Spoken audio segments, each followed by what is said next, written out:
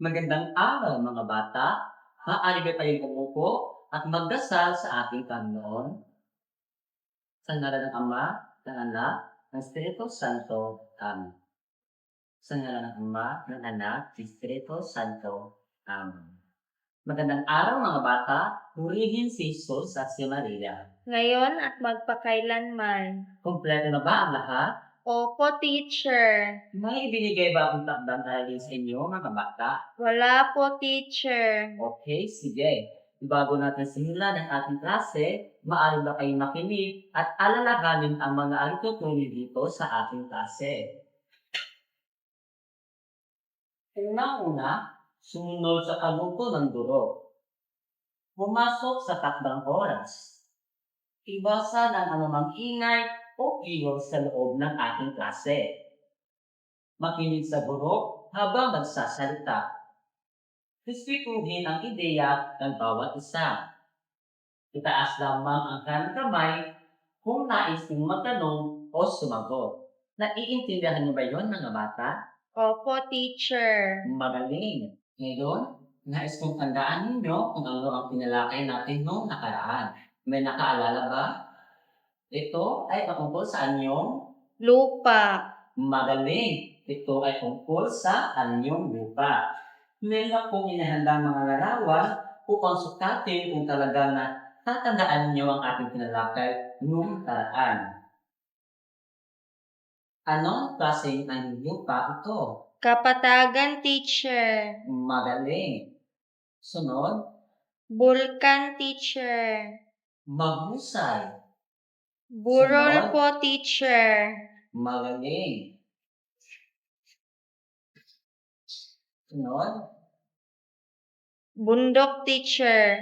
magaling. Lam Sapa, lambak po yan, teacher. mahusay, magaling mga bata. Ano-ano ang iyong nakikita sa larawan at may pinakita mga bata? Anyong lupa, teacher. Bakit nga ba mahalaga ang anyong lupa para sa mga tao, hayop o halaman? Mahalaga ang anyong lupa dahil nagbibigay ito ng tirahan at kabuhayan, teacher. Paano mo bang papangalagaan ang anyong lupa bilang tao? Inaalagaan ito sa pagtatanim at hindi pagtatapon ng basura, teacher. Ngayon, bago natin simulan ang ating talakayan, maglalaro tayo ng hulaan, kung saan huhulaan ninyo ang mga larawan na nasa telebisyon ito. Una, ang larawan ay Karagatan, teacher. magaling. Sunod, ano ang inyong napansin sa larawan? Ilog po, teacher. Magaling. Ito naman ay Talon po, teacher. mahusay. Iba talaga ang galing ng mga batang ito. Sunod, Lawa po, teacher. magaling. At ang huli ay Dagat, teacher. magaling. Tumpak. Bigyan ng iyong sarili ng 5 palakpak. 1, 2, 3, 4, 5. Ngayon, may itatanong ako sa inyo. Ano-ano nga ba ang nakikita ninyo sa larawan na nasa telebisyong ito?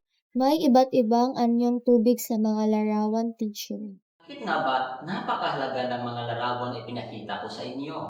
Mahalaga ang tubig dahil nagbibigay ito ng buhay at kabuhayan, teacher. Ano nga ba ang kahalagahan ng tubig na nasa larawan na aking ipinapakita? Malinis at maganda ang paligid ng tubig sa larawan, teacher. Base sa inyo nakita sa telebisyong ito, may alam ba kayo kung ano ang ating tatalakayin ngayong araw? Anyong tubig, teacher. Magaling! Ito ay patungkol sa anyong tubig. Ano ang inyong mga kaalaman sa tungkol sa anyong tubig? Bago natin umpisahan ang talakayan sa anyong tubig, nandito ang mga layunin kung saan pagkatapos ng 40 minuto, kayo ay inaasahang maipaliwanag ang iba't ibang uri ng anyong tubig.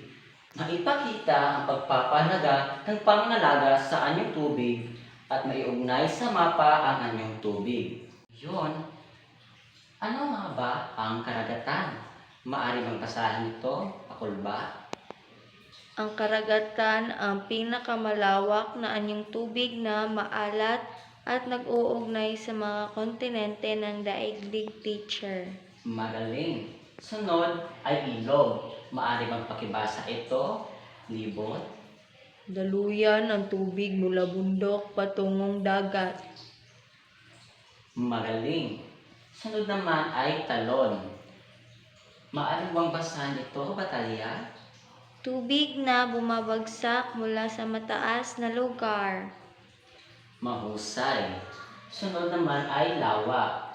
Ito ay tubig na napapaligiran ng lupa. At ang panghuli ay dagat. Ang dagat ay malawak na anyong tubig na maalat. Sino-sino dito ang nakapunta na sa mga anyong tubig na ito? Ako po, teacher! Ngayon naman ay dadako naman tayo sa mapa ng Pilipinas kung saan nakikita natin ang mga anyong lupa at pinapaligutan ng anyong lupa ng anyong tubig. Sa halimbawa naman, sa Pilipinas ay makikita natin ang lawas ng Taal Lake. Sunod naman, makikita natin sa halimbawa ng larawan na ito ang dagat kung saan pinapalibutan ito sa may na dyan.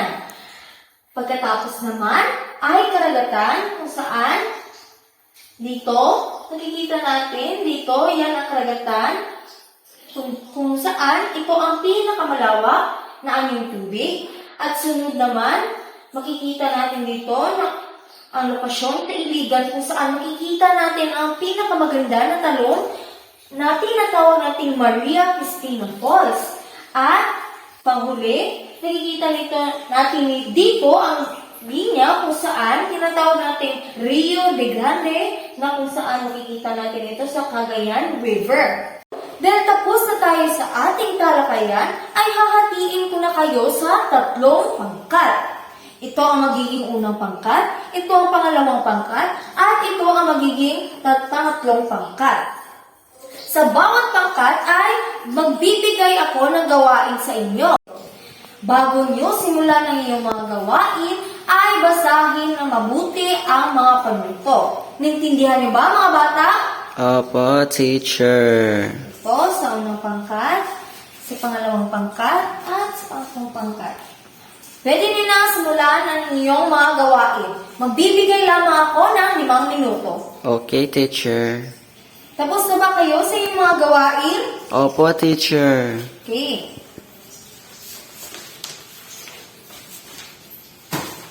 Ngayon naman ay titignan natin kung tama ba ang iyong mga sagot. Sa unang pangkat, ang gawain nila ay matching game o iugnay mo. Pagparesin ang larawan ng aling tubig sa tamang pangalan, gamitin ang larawan na ipapakita sa guro kung nasa inyong activity sheet. Tignan natin sa larawan na ito, karagatan, tama o hindi? Tama, teacher. Very good! Sunod na naman ang larawan, lawa, tama o hindi? Tama, teacher. Very good! Bigyan natin ng 3 palakpak. 1, 2, 3. Sa pangalawang pangkat naman, ang gawain nila ay kulayan ang mapa. Gamit ang mapa ng Pilipinas, kulayan ng asul ang mga bahagi na kumakatawan sa mga anyong tubig. Sa nakikita ninyo dito, tama ba ang kanilang ginawa? Opo, teacher. Magaling! Bigyan naman natin ng 3 palakpak. 1, 2, 3. Sa pangatlong pangkat, ang gawain nila ay hanapin mo ako sa mapa. Tignan ang mapa ng Pilipinas at hanapin ang mga anyong tubig. Sa karagatan naman ay ilagay ang dilaw na papel, sa ilog naman ay pula na papel, at sa dagat ay asul na papel. At titignan natin kung tama ba ang kanilang ginawa. Sa dilaw na papel, makikita natin na dito inilagay sa malawak na banda. Tama o hindi? Tama, teacher. Very good! Dito naman, sa pula na papel. Tama ba ang kanilang ginawa? Tama po, teacher. Very good! At dito naman sa asul na papel. Tama o hindi? Tama, teacher. Very good! Ngayon naman, bigyan natin ng 3 palakpak. 1, 2, Ngayon naman ay may babasahin ako maikling kwento sa inyo. Gusto niyo ba yon? Okay. Ang maikling kwento ay patungkol sa ang malinis na ilog. Isang araw, nakita ni Lara at ng kanyang kaibigan na marumi na ang ilog dahil sa mga basurang nakakalat. Naalala nila na ang lahat ng nilikha ng Diyos ay mabuti. Kaya napasya silang linisin ang paligid ng ilog bilang pagmamalasakit sa kalikasan. Masaya silang umuwi dahil nakatulong sila sa pagpapanatiling malinis ang likha ng Diyos. Ngayon, may tanong ako sa inyo. Ano-ano ang mga nakita ni Lara at ng kanyang kaibigan sa ilog? Nakita nila na marumi ang ilog, teacher. Tama! Bakit naman napasyahan nilang maglinis ng ilog? Nilinis nila ito para mapangalagaan, teacher. Very good! Ano naman ang kabutiang asal ang kanilang ginawa? Ipinakita nila ang pagmamalasakit, teacher. Tama! Paano nauugnay ang kanilang ginawa sa kasabihang ang lahat ng nilikha ng Diyos ay mabuti? Pinahalagahan nila ang likha ng Diyos, teacher. Ngayon, kung ikaw si Lara, paano mo mapapangalagaan ang ating kalikasan at iwasan ang polusyon? Magtatapon ako ng basura sa tamang lugar at maglilinis na paligid. Magaling! Ngayon, may tanong na naman ako. Ano-ano ang mga anong tubig at nilalakay natin ngayon? Ilog, lawa, dagat, karagatan, at talon, teacher. Tama!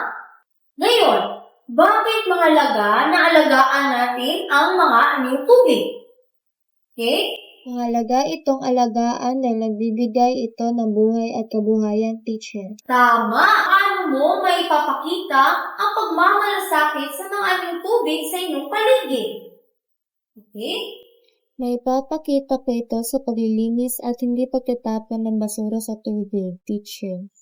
Very good! Ngayon, dahil tapos na tayo sa ating tinalakay at ang mga gawain, may pagsusulit na akong ibibigay sa inyo, kung saan kikilalanin ninyo ang mga anong tubig at isulat ang tamang sagot sa patla. Naintindihan niyo ba, mga bata? Opo, teacher! Okay. Okay, pasok sa likod. Bibigyan ko lamang kayo ng 5 minuto para sumagot.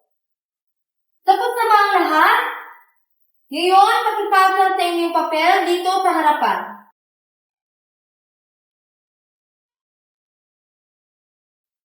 Okay? Bago natin tapusin ang ating klase, magbibigay muna ako ng takdang aralin para sa inyo. Ilalagay niyo ito sa inyong kwaderno, gumuhit ng isang anyong tubig, at isusulat ninyo kung paano ninyo mapapangalagaan ang ito. Naintindihan niyo ba, mga bata? Opo, teacher. Okay, very good. Ngayon naman ay tatapusin natin ang klase sa pagdarasal.